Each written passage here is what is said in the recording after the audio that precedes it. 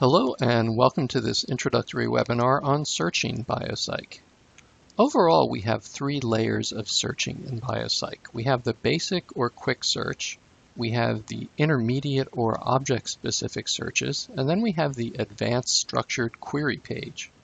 All the searches that we've created operate on your currently selected organism. So let's first take a moment to show you ways of selecting an organism, that is, a database, a PGDB, in BioCyc. This area of the page tells us what our currently selected organism is. To select a new one, we click here to enter the Organism Selection dialog. It offers several different ways to find an organism of interest. We can simply click on a database we've used recently, or go to a popular database,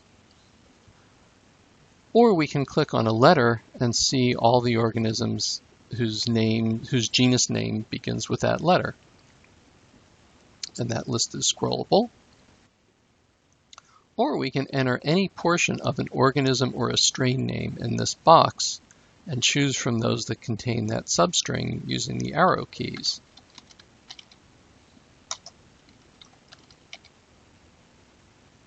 So for example, we can simply move the mouse to click on that particular B subtilis database, for example, and then we would click OK to select that organism.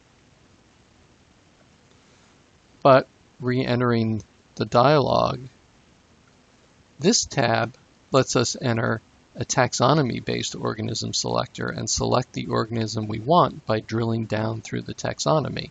So for example, we can open Archaea and the Crenarchaeota, and this group, and this group, and this group, and finally select this particular genome. By clicking it and then clicking OK, we'll select it. Finally, we can select organisms according to their phenotypic properties by selecting this tab. First, we select a property that we're interested in. There's a whole list of available properties here. Let's select the property collection date. Then we select the relationship that we're interested in. And so this is telling us that 1,598 organisms have a recorded collection date. We select whether we want organisms that have a given collection date or don't have that value or has no value as a collection date. And then if we want values that are approximately equal to or less than or greater than. And so we can try to find all organisms whose selection date is 2014 and do that query. We may not find anything.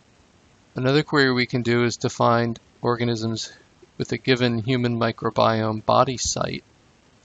And let's select here, click here to see possible values. So for example, we can find those that have a value of skin or bone. If we want to remove one of these choices, we click the little X, or how about skin or blood? Let's click to find. Okay, so there's our result. We could also change the query again to find organisms that have a given temperature range. And once again, here are the possibilities. Let's find the psychrophiles. So here are psychrophiles. Let's select Flavobacterium frigidarium, and we will click OK to select that one. Now the resulting page is called the Organism Summary page. It summarizes when the database was created by BioCyc, its taxonomic lineage, links to other databases about the organism or its genome, phenotypic information about the organism, and statistics about the genome and other aspects of the database, and also which genetic code this organism uses. Now that we know how to select an organism, let's proceed to the quick search. But always keep in mind which organism is your current organism, as it's easy to get very confused if you're searching a different organism than you're expecting. The quick search is this box at the top of the window where we can type in one or more words, and BioCyc will search for those words against a number of objects within the current database. Notice that this text that just came up, when we move our mouse into that area, tells us all the types of words we might enter, which includes object names and synonyms or substrings thereof, BioCyc object identifiers and gene locus identifiers, identifiers to some external databases such as UniProt, and EC numbers. Now let's type threonine and hit enter, which is the same as clicking the quick search button here. The results are organized into categories according to the type of object our search matches. So you can see that our search matched 6 pathways, 10 proteins, 17 metabolites, 3 reactions, and 10 EC numbers. We can click on these tabs to go to a given grouping, like the list of matching metabolites, and we can click on any item within the list to go to the object page for that entity. For example, I could say, of course, I was looking for threonine synthetase, which is up in the protein area, threonine synthase, and I could click on that protein. But if I was interested, say, in the pathway for threonine biosynthesis, which is up here, I could click on that. And note that all of these pages we would click through to are pages within the Flavobacterium frigidarium database. Now, generally, the quick search searches the name and synonym fields of many objects within a PGDB. If you enter more than one word, then a given object name must contain all the words that you entered. And let's just click on the pathway to show you the example of going through to that page. Now, quick search is very fast and easy to use. The main problem of quick searches is that they lack specificity. They can give us too many results. Often, by specifying more about what we are looking for, we can find what we want more quickly. Thus, are other search types that are found under the search menu. Let's now enter the gene, protein, RNA search tool. This tool allows us to search for genes or proteins according to many possible criteria, which we can combine. Most simply, we can generate a list of all genes, all polypeptides, all protein complexes, or all RNAs by clicking on these buttons. So here's a list of all the RNAs in this database, and we see both the RNA and their associated gene. The list is scrollable. We can use these controls to change the sorting. So if we want a descending or an ascending assort based on the gene identifier, we can do it that way. And then we can click through to the RNA page, say, starting there. But let's go back to the gene search. Now, we can also begin by typing, say, HEM in the gene page and find in the gene name area, and it will tell us the possible completions, which we can select.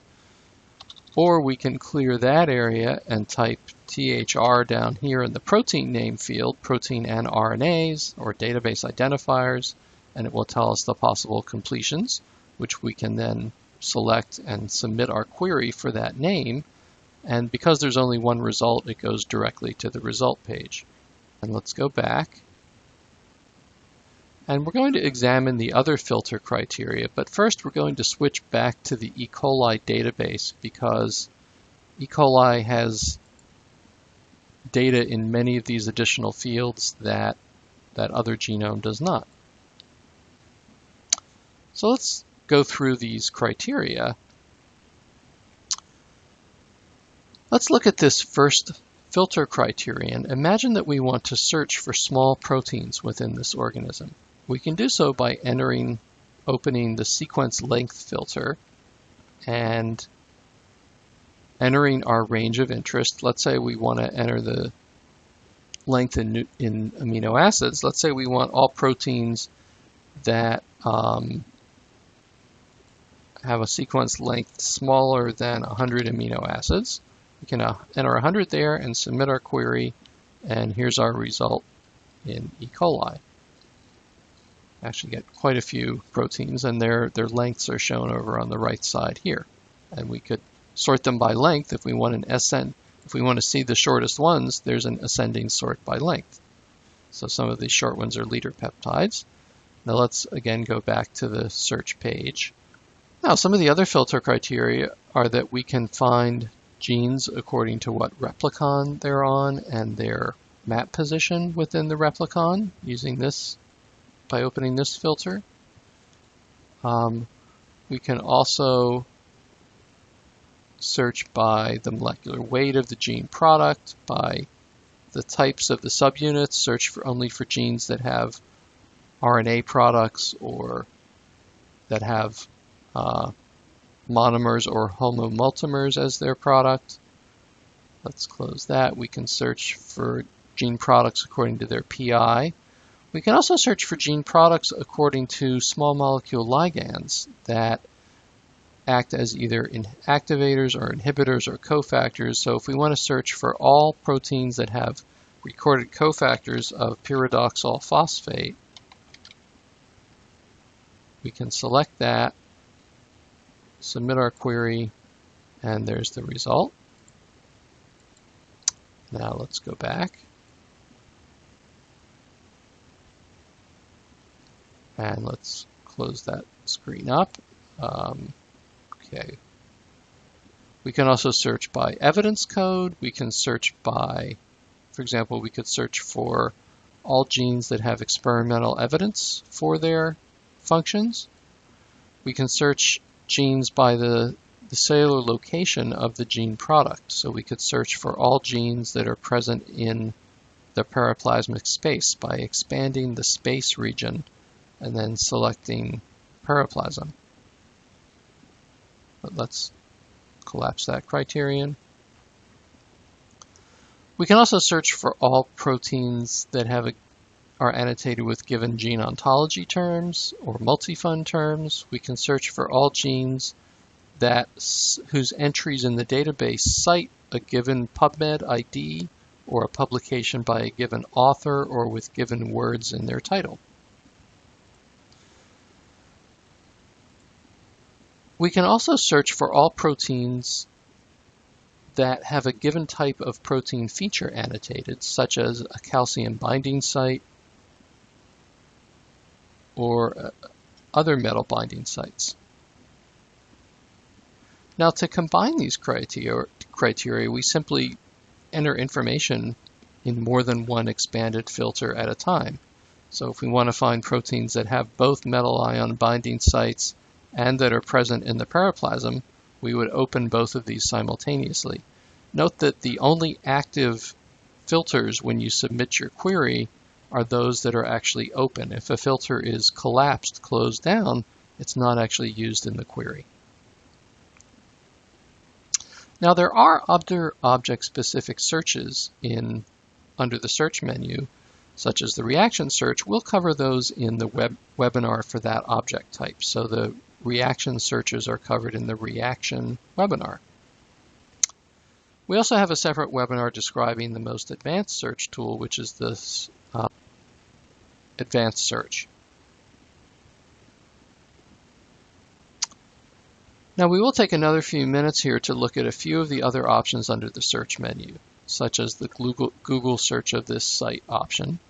Here we simply enter a search term like tryptophan, one or more terms, and click Google search, and it will search for that term everywhere in all pages within the BioCyc site.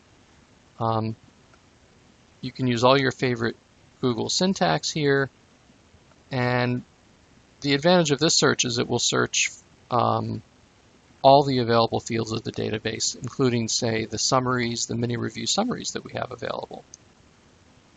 Now let's go back. Now the full text search works for E. coli alone because we only have articles available for E. coli. What it lets you do is to search our E. coli corpus of 33,000 full-text papers and 39,000 abstracts using a tool called Texpresso. Now also below the Google option, actually above the Google option, is our blast search option. We will cover this and the sequence pattern search option in the next webinar in our series, the Genes and Genomes webinar.